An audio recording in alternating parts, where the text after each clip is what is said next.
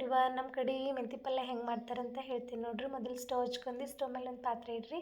ಅದ್ರಾಗ 2 ಸ್ಪೂನ್ ಎಣ್ಣೆ ಹಾಕ್ರಿ. ಎಣ್ಣೆ ಕಾದಿದ್ಮೇಲೆ ಸ್ವಲ್ಪ ಜೀರಿಗೆ, ಸ್ವಲ್ಪ ಸಾಸಿವೆ, ಆಮೇಲೆ ಸ್ವಲ್ಪ ಕರಿಬೇವು ಹಾಕ್ರಿ. ಮತ್ತು ಒಂದು ಈರುಳ್ಳಿ ಹಚ್ಚಿಟ್ಕೊಂಡಿದ್ದ ಹಾಕ್ರಿ. ಆಮೇಲೆ ಸ್ವಲ್ಪ ಶುಂಠಿ ಬೆಳ್ಳುಳ್ಳಿ ಪೇಸ್ಟ್ ಇರ್ತದಲ್ರಿ, ಮನೆಯಾಗೆ ಗ್ರೈಂಡ್ ಮಾಡ್ಕೊತೀನಿ ರೀ ನಾ. ಅದು ಪೇಸ್ಟ್ನ ಎಣ್ಣೆ ಒಳಗಡೆ ಹಾಕಿ ಚಲೋ ಫ್ರೈ ಮಾಡ್ಕೊರಿ. ಶುಂಠಿ ಬೆಳ್ಳುಳ್ಳಿ ಪೇಸ್ಟು ಹಸಿ ವಾಸನೆ ಹೋಗೋ ತನಕ ಚಲೋ ಫ್ರೈ ಮಾಡಿರಿ.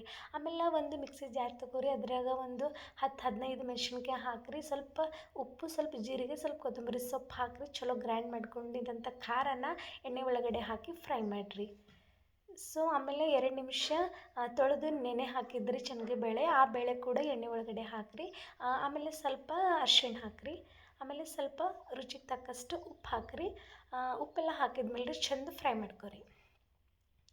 ಸೊ ಇದು ಚೆಂದ ಫ್ರೈ ಆಗಿದ್ಮೇಲೆ ರೀ ಮೊದಲು ಮೆಂತಿ ಪಲ್ಯ ಕಡ್ದು ಚೆಂದ ತೊಳ್ಕೊಂಡು ಸೈಡಿಗೆ ಇಟ್ಕೊಳ್ತೀವಲ್ರಿ, ಆ ಮೆಂತಿ ಪಲ್ಯ ತೊಗೊಂಡ್ರಿ ಎಣ್ಣೆ ಒಳಗಡೆ ಹಾಕ್ಬೇಕ್ರಿ.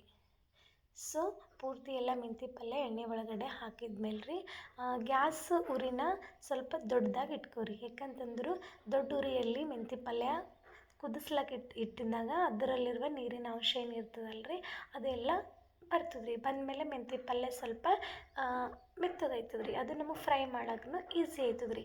ಆಮೇಲೆ ಮೆಂತಿ ಪಲ್ಯ ಸ್ವಲ್ಪ ಮೆತ್ತಗಾಗಿದ್ಮೇಲೆ ರೀ ಉರಿ ನಾವು ಸಣ್ಣ ಉರಿಯಲ್ಲಿ ಇಟ್ಕೋಬೇಕು ರೀ.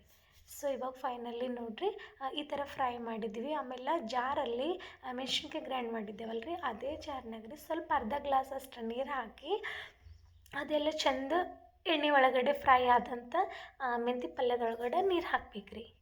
ಸೊ ಇವಾಗ ನೀರು ಹಾಕಿದ್ಮೇಲೆ ಮತ್ತೊಂದು ಸಾರಿ ಚೆಂದ ಫ್ರೈ ಮಾಡ್ಕೊರಿ ಫ್ರೆಂಡ್ಸ್. ಸೊ ನೋಡಿರಿ ಇವಾಗ ಫೈನಲಿ 5 ನಿಮಿಷ ಕುದಿಸ್ಲಾಕ ಬಿಟ್ಟಿದೆ. ಇವಾಗ ನೋಡಿರಿ ಕಲರ್ ಯಾವ ರೀತಿ ಚೇಂಜ್ ಆಗದಂತ. 5 ನಿಮಿಷದಾಗ ಇದು ಪಲ್ಯ ರೆಡಿ ಆಯ್ತದೆ ರೀ. ನಾ ಹೇಳಿದೆ ಅಲ್ಲ ರೀ, ಅದೇ ರೀತಿ ನೀವು ಮಾಡ್ಕೊರಿ, ಭಾಳ ಟೇಸ್ಟ್ ಇರ್ತದೆ ರೀ.